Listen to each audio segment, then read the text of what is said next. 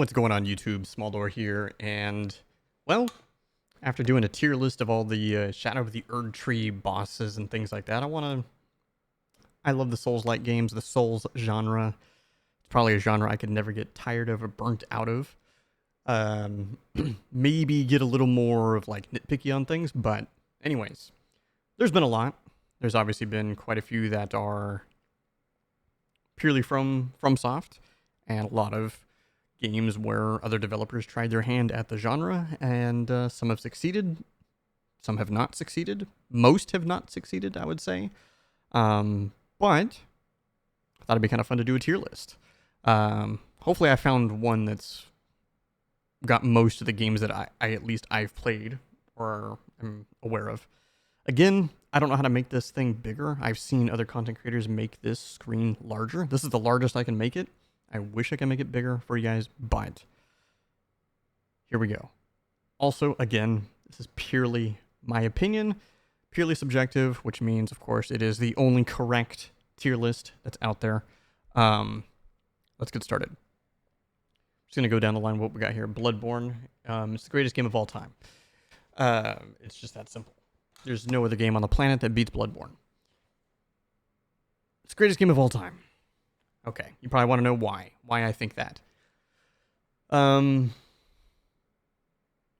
It's a Souls game, so obviously it's by From Software and directed by Miyazaki.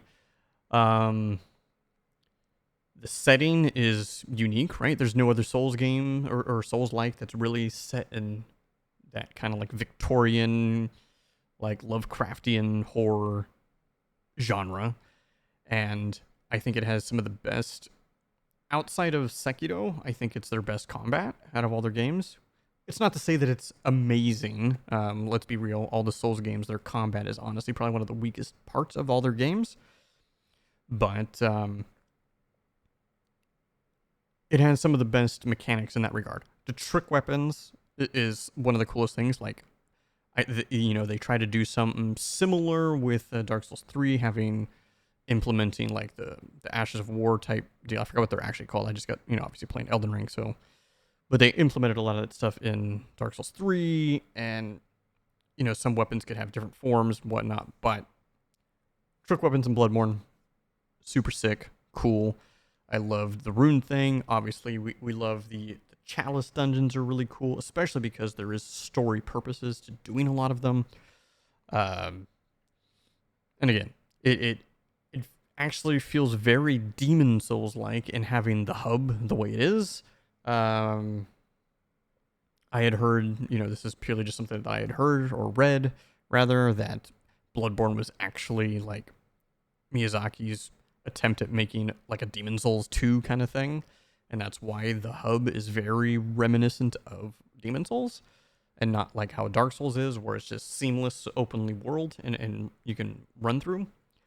But the bosses are all amazing. The world's incredible. The level design is immaculate. Everything. I pretty much the only things that I can think about with Bloodborne that I don't like doesn't even have anything to do with the game. It's the fact that it's stuck in 30 FPS and under poor performance. Unless, of course, you get an unlocked PlayStation, which I'm not going to do. So, anyways, I don't want to spend too much time on the GOAT. Now, Elden Ring. This is a game that when I first played Elden Ring in 2022, when it first came out, I played it like 4 times back to back to back to back to back. I was trying to get the platinum, and for whatever reason, I screwed up, so I didn't actually end up getting the platinum trophy till right before the DLC dropped to do it again. But before the DLC and before my run leading up to the DLC, I honestly always thought Elden Ring was like near the bottom of the list of at least of FromSoft's games. This obviously list is going to include a bunch of other games. It's because I have to think about all the other games as well, I'm going to put Elden Ring in the B tier. And here's why.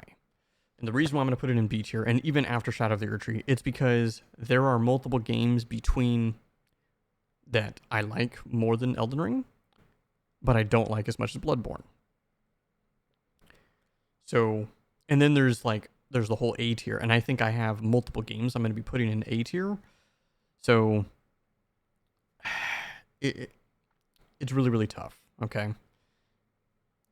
It's a great game. It was obviously the game that, like, I don't want to say revolutionized the genre because it really didn't, but it opened up the genre to a mass audience. And I think that's why, like, the DLC had so much controversy with difficulty and everything, is because so many people, Elden Ring is the only game of this genre they've played. And so they weren't used to the DLCs. The DLCs are always the hardest content. That's just how it always has been. You know, I don't know. Anyways. So, Remnant 2. This is going to be a little blasphemous, but I've never actually played it. I can't remember why because I've played Remnant 1. I've wanted to play Remnant 2, and I just never got around to it. There was probably other games and things, and it just kept getting pushed back. I'm going to get to it eventually, guys. I play all these games. I will get to it. But let's talk about Sekiro. Sekiro is also S tier. And I think it is my second favorite game, right behind Bloodborne. And there's only one reason why it's maybe not better than Bloodborne, because Sekiro has, at least out of From Software's games, it has the best combat, the most satisfying combat, in my opinion. It has the most banger bosses. Man, it's really tough to say which bosses I prefer, Bloodborne or Sekiro, because Bloodborne's bosses are, almost all of them are, very horrific looking monstrosities and things in an intriguing, like, grotesque, beautiful way. Whereas Sekiro has all of these fights. Mechanically, the fights are just badass. In my opinion, it still has the best final boss fight out of all of From Software's games. I would say out of every game on this list that I've played, even, it has the best final fight. And the reason why, and here's why I'm going to say, so Ashen is the best final boss because it's not because he's hard. He is hard, but he's not the hardest final boss out of the guys on this list. If we're talking DLC, Elden Ring, I think Radahn's harder. I think Slave Knight Gale is harder. Lies of P, I think the puppet at the end, I think is harder. But it's because the way the fight was designed is that to beat Ashen, you had to master everything that the game taught you how to do throughout the game. Throughout your entire playthrough of Sekiro, you learn new moves and techniques to be able to do and counter things, and Ashen was a culmination of all of it in one fight. And I thought it was beautiful. I just thought it was absolutely beautiful. Okay. The Surge. And there's a lot more I would like to talk about Sekiro, but I want to get through all of this so this video isn't super long. So The Surge, I think, was the first Souls-like game that I played that's not FromSoft. I enjoyed it. But I thought it was quite flawed in a lot of ways, but I definitely enjoyed it. I'm going to put it in C, right down the middle of the road, and here's why. So, The Surge introduced this cool mechanic of, depending on where you hit the enemies, you can break off body parts and maybe, like, take parts of their body and use it, which is cool. Also, it has the thing of beating bosses in their hard mode or easy mode, and they would drop different loot, which I love games that do things like that. That's not like a new thing, but in video games in general, but I always think that's cool, being able to beat a boss a more difficult way and rewards you in better rewards than what you would have gotten if you beat it like the standard way. That all being said, the game is very clunky and jank. There's just no way around it. It's very clunky and jank. And on top of that, I thought the final fight in that game is dog shit. So, anyways, I don't want to talk too much about it because, like I said, I think it's average. It's actually just average. Now let's talk about Dark Souls. So, it's not the game that started it all, but it's definitely the first one that like broke out of just, I mean, so until Elden Ring, they were all pretty niche games, but the audience kept growing and growing and growing. Dark Souls took what Demon Souls was. Demon Souls was extremely niche. Dark Souls, still niche, but kind of like reached a wider audience because of the PC version and everything. So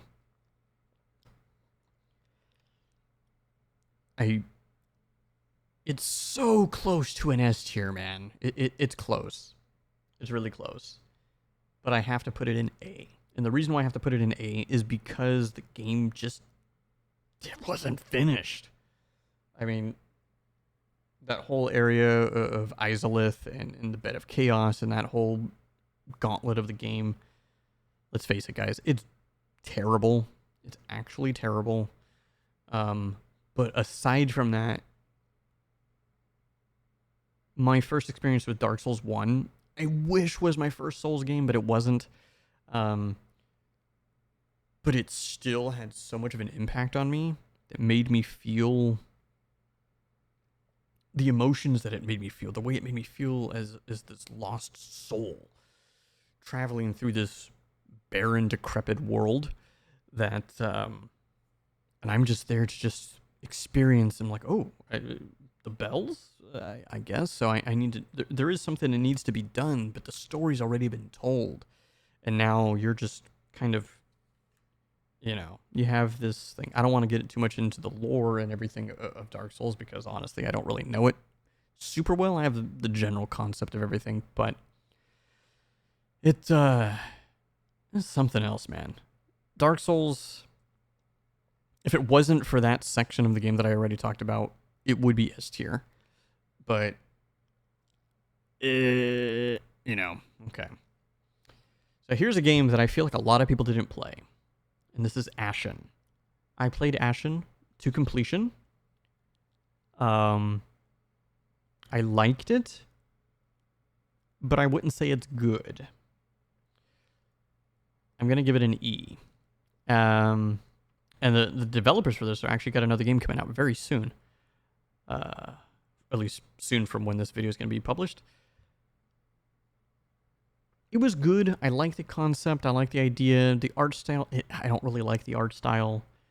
And in my opinion, in this genre of game, art direction matters, man. It really, really matters. Because it's capturing that atmosphere, the feeling, the vibe. That you need to have that feeling of what the character's feeling, the world is feeling. And I just didn't feel any of that due to the art style of the game. It was a huge problem for me, but I know it was a choice. The game didn't really have a lot of bosses. I honestly only remember the final boss, which was okay. It wasn't a terrible boss. It was better than the Surge's final boss. But the game mechanics were fine. It was okay, but I don't know. I felt very lacking. Now, I'm about to mention a game that I think a lot of people are aware of. If you're watching this video now in 2024, Lies of P. I thought this was one of the best games last year. I'm going to say it right now. I think this is the best Souls-like game that's not a From Software game, period. And let me retract my statement. It's not a Souls-like. This game is like a Souls clone, but I think it's an homage to the Souls game, maybe even specifically Bloodborne. I think in a very respectful way. I've heard some people say, and this is a minority, but some people say that they're actually disgusted about the game because they think the entire game is blatant plagiarism. However, I don't think so. I think the game is truly of its own. And I think this game, the feeling, the vibe, the atmosphere, the mechanics, everything about this game, the way the bosses are done, it's just chef's kiss, incredible. And I think one of the great things about this game, and I didn't actually appreciate it when I was playing it, it was actually something that I complained about when I was playing the game. But the fact that the game is, it is linear, but every area has its own, optional stuff. But it's like, go to section, okay, you go to area A. Do the stuff in area A. Oh, there's some extra stuff in area A. Go to area B. Okay, do the stuff in area B. Okay, there's some extra stuff in area B, but do area B. Then C, then D, and etc. I thought everything about this game was essentially awesome. I cannot wait to see the next stuff that these guys do. I'm looking forward to it. I'm hyped. This game is an A tier. Yes, that's right. I put it above Elden Ring, okay? Elden Ring. We'll talk about more of this later. All right. Wolong. Now, I am going to put this in a letter ranking because I played the majority of this game. I didn't finish it, though. And the reason why I didn't finish it is why I'm going to give it a letter rating. I was expecting a lot more from this game because it's very Nioh-like, and I love Nioh. But aside from the very first boss of the game, I thought the entire game was so damn easy. Like, I don't think I died again for maybe 15 hours. And I'm not doing anything new. I'm just doing the same thing over and over and over and over and over. I don't know what it was. There was something about the game that just did not capture what I wanted, I guess, or what I was expecting. But I mean, everything worked fine. Everything played fine. It looked fine. Maybe, the graphics looked a little dated, but I'm going to give it a C. And I'm going to put it below the Surge. I'm going to put it at the bottom of the C list because I didn't finish the game, but I thought it was okay. Now, let's talk about this game. This is a really interesting game because this game is very short. I thought it was very good, but I was left wanting, and that is Mortal Shell. I think I actually even have a thoughts video on Mortal Shell on my channel, actually, if you guys look for it. But Mortal Shell is very Dark Souls, Demon Souls, even. This game really only has 4 areas, and that's it. Kind of like 4 bosses. I want to say there was only 4 bosses. I thought the bosses were pretty cool, if I'm being honest. I enjoyed the fights. I enjoyed the mechanic of going into different shells, and those were your classes, but you can kind of change at will. I would have really liked to have played a much larger game. It doesn't need, they don't need to be Elden Ring size, okay? I think Elden Ring does have an issue of being too big. But I beat Mortal Shell in, I want to say, about 8 hours. I would have liked a 20-hour, 25-hour experience in this type of a game. But I'm going to give it a B. I am going to put it below Elden Ring, though. While Elden Ring is too big, this game is too small. And when a game's too big, you do everything that the game has to offer and what the game can offer. When the game's too small, you don't. So I'm going to leave it here. The game was a little jank with the combat, but I don't know, man. I really enjoyed it. I thought it was decent, but could have used more. It needed more. Okay. I'm going to, even though this list here has Nioh 2, I'm going to do Nioh 1 first. So Nioh 1, I actually was in this big, long Twitter thread and I was arguing that Nioh are not Souls-like games. But I conceded that they can be. And I think a big reason for that is also due to just in general, and this is with music, movies, types of anything really, it's blending of genres. The Souls-like genre really is, I mean, it's a third-person action game.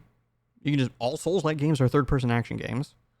All Souls-like games generally have RPG mechanics, so third-person action RPGs.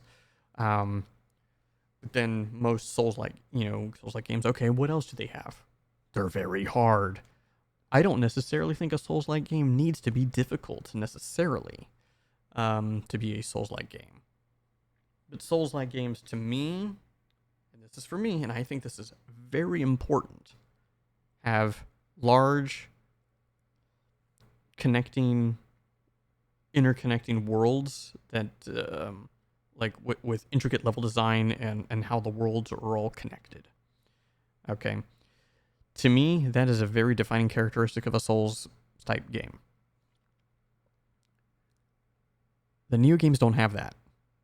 They're level-based, level mission-based, and but aside from that, they kind of do. They have open up shortcuts. They have, when you die, you leave behind your currency, and you can pick up your currency where you died, as long as you don't die again.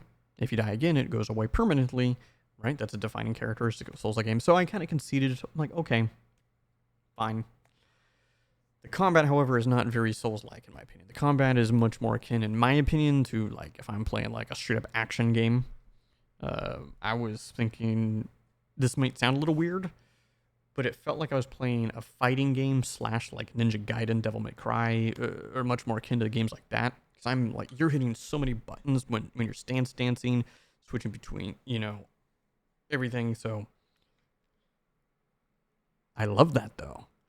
So Nioh 1, when I first played it, I was blown away. I'm going to put that right there in the B tier list. Still going to put it below Elden Ring.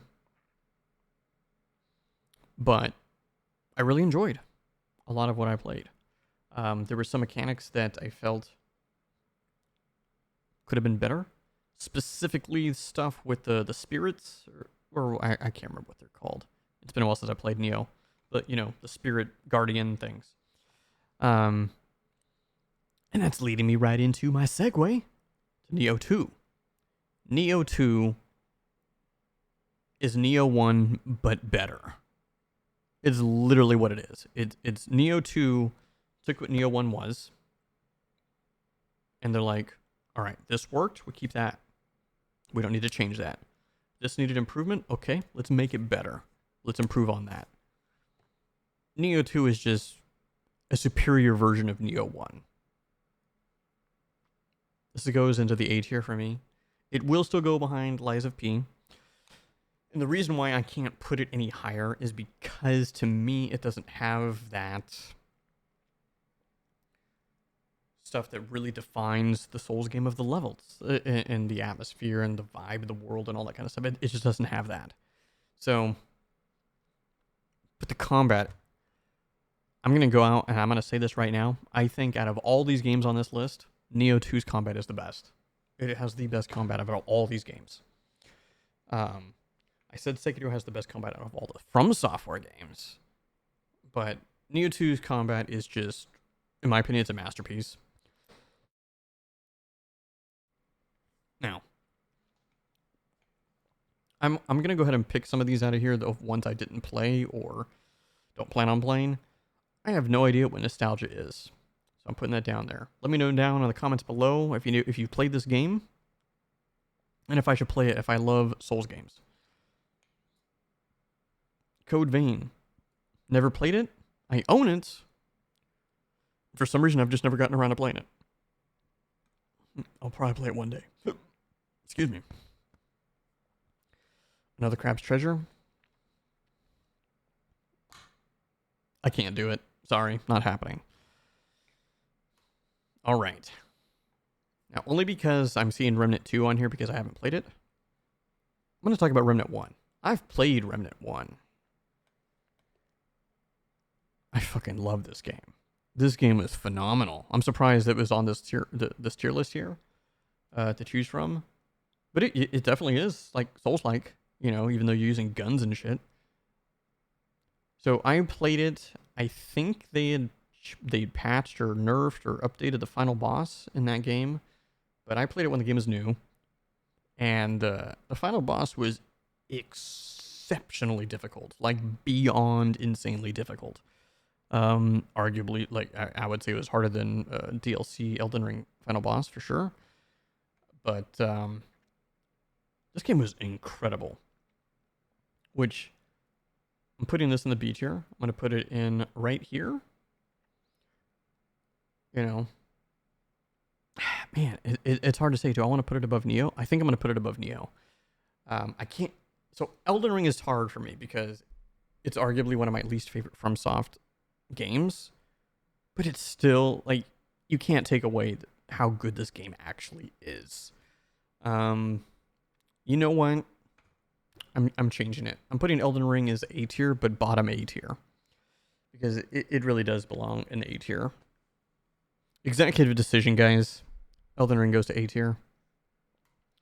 Yeah, Remnant's gonna be B tier. I thought it was phenomenal. Let me know down in the comments below if I should play Remnant 2 right now.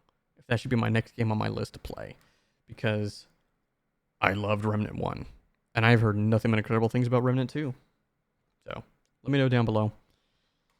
All right, I'm gonna save the FromSoft games for last.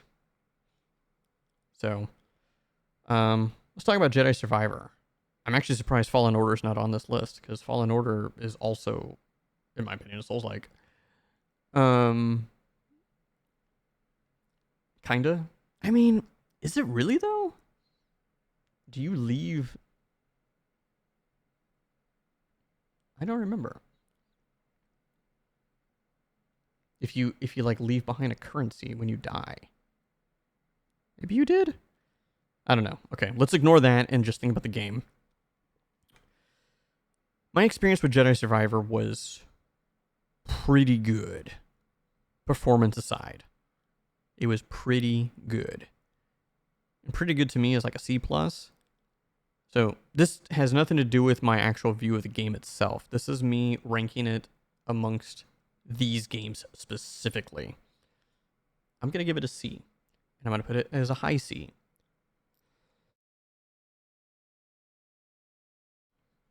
That's where it goes, okay? Solid game. There's some bullshit fights, but if you love Star Wars, I love how the world works too. Man, I keep coming back to the fact, I'm like, is it really a Souls-like though? I don't know. Like, just because the combat is slower and more methodical, everything else about it doesn't really lend itself to me as a Souls-like game. You know what? I'm putting it as an F tier, and it's because I don't think it's a Souls-like.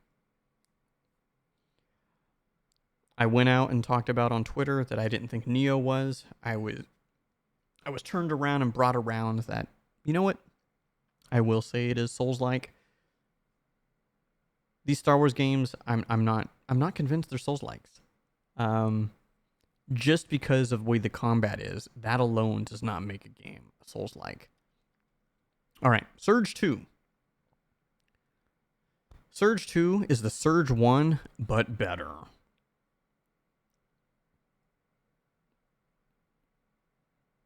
It goes right here for me.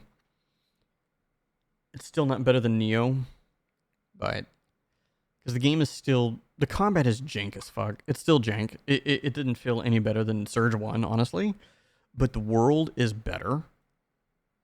The levels were better. There's much more variety.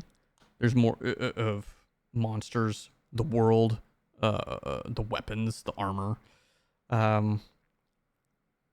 It's just a better Surge. Pretty much, it's just better. But was it enough to really? No, not really enough to make it much better. All right, the last one that's on this list that I found that's not FromSoft. Lords of the Fallen. And based on the splash art, this is the new one from 2023. I love this game. But the final boss is dumb as fuck. It's not hard. It's just...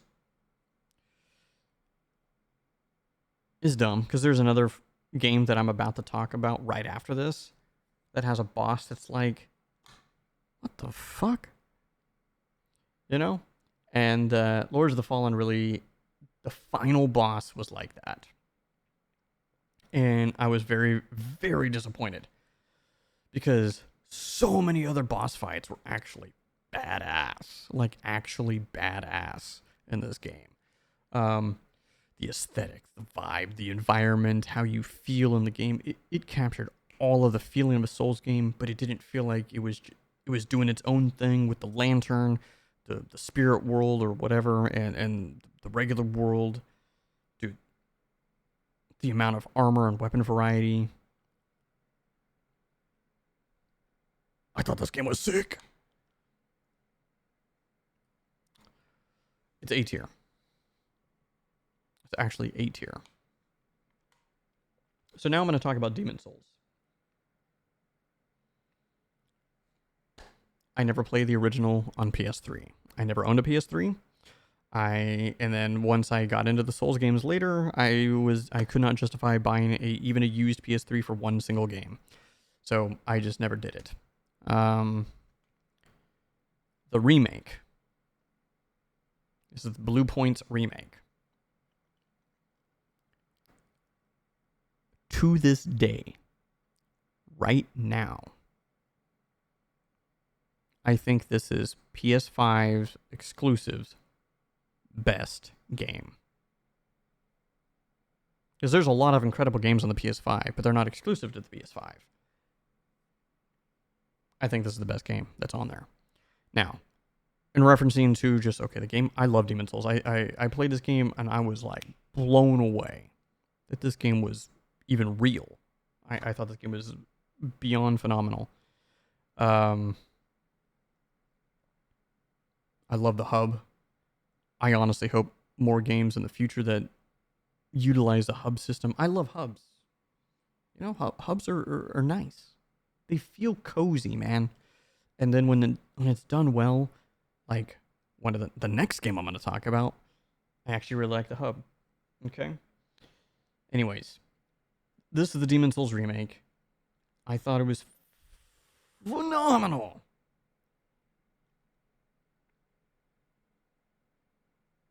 It goes right here for me. I can't put it above Dark Souls because I do think the level design and the world design of Dark Souls is better. I think it's superior to Demon Souls. And I had heard from the original that the remake actually lost a lot of the feeling and the atmosphere because the game just looks too good now. And that's coming from a lot of sources of people that I trust and stuff that had played the original, and I respect a lot of their opinions. So let me know down below what you would think based on that. You know, do you think the remake of Demon Souls actually lost some elements of the original because the game just looked too good now? Now,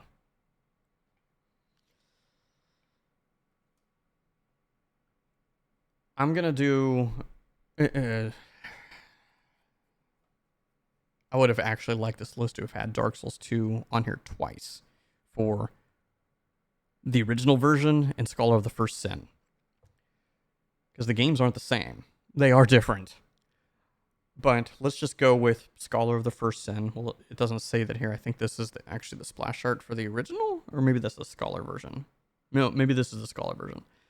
My placing for them would be pretty similar, but I would have different things to talk about a little bit. Dark Souls 2, in general, the base Dark Souls 2 was the first Souls-like game I had ever played.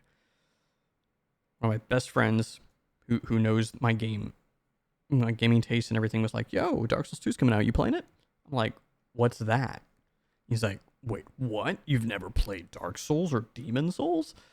I'm like, no, or should I? He was like, bro, you gotta play it. I'm like, huh? Okay. I've been hooked ever since. Clearly, Dark Souls 2, for a lot of people, widely regard it as one of the weakest games of FromSoft. I think it is in some respects, but in some others, I think it's arguably some of the best. It's the only one that wasn't fully directed by Miyazaki, right? He had left the project and he just stayed on kind of as a consultant or whatever. So this is also Dark Souls 2 is the only Dark Souls game that they've ever put, or a game that they even put out that was rated T and not M, and that's because the game does lack a lot more of the. It's not as grotesque, I guess you could say, as some of the other games. It's not as much horror or like pure vile, just like demented, twisted stuff. I mean, there still is some, don't get me wrong, but anyways, I still think Dark Souls 2 is phenomenal. I think it has the best netcoding out of all the games. It has the best PvP out of all the Dark Souls games by far. Like, it's not even close. That all being said, I'm ultimately still going to come and say I do think it is the worst FromSoft game that they have here. And it's going to go to the B tier. Now, I think they reused too many bosses even in the base game, or like if I'm remembering a lot of it right. It does have some of the best build variety, which is, I'm still putting it up here as pretty high on my list, right? Still a B. We're trying to ignore these 4 on the bottom because I never played them. It has a lot going for it, but I think the level design is meh. I think that the third DLC, in my opinion, just sucked. I actually really enjoyed the first 2 of the DLCs. I think they were actually very, very good. Especially the bosses. But I think the third and final one, I thought was absolutely terrible. And it's like a push and pull with some of the... I don't know, man. There was a lot of reused stuff that I just... And fuck you, Dark Lurker. For any melee build. Fuck you, Dark Lurker. Dark Souls 3. When I played this game for the first time, I was like, this game's pretty good. It's like Dark Souls 1. It's like almost as good as Dark Souls 1. It's better in some sense, not as good in some. It's almost as good. Played it again. Took some time away, played it again. Time away, played it again. After my last playthrough of Dark Souls 3, and realizing and really diving into the lore of Dark Souls, like 1, 2, and 3 together, Dark Souls 3 is the best Dark Souls. I think when it comes to the stakes, the implications of the fight, and everything, the final fight with Slave Knight Gale is the best. I don't think as a fight in of itself, just like mechanically or anything, do I think it's the best. That still goes down to Ashen with Sekiro. But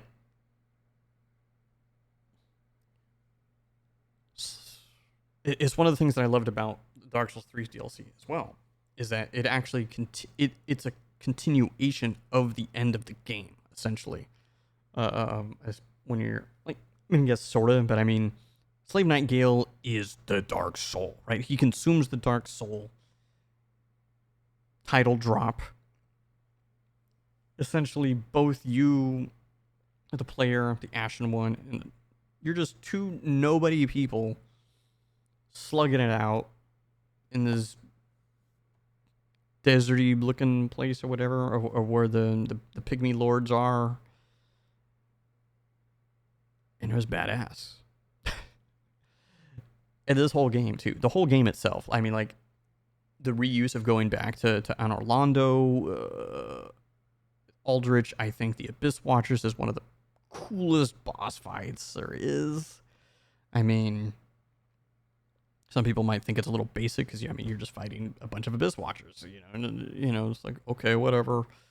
I honestly think until Bale from Elden Ring DLC, Dark Eater Majira is my favorite dragon. It's S tier. It's my lowest S tier, but it's S tier. Dark Souls 3 is incredible. This is my final tier list. Again, I don't think the Star Wars Jedi games are Souls-likes. I haven't played these 4. Let me know down below again if I need to play these 4 games and how quickly I need to play them. And what you guys think. If you guys agree and disagree, I mean, if you disagree, you're just wrong. It's just that, my opinion is fact. Duh. Kappa. Kidding. Whatever. Anyways, guys, thanks for watching. I love these games.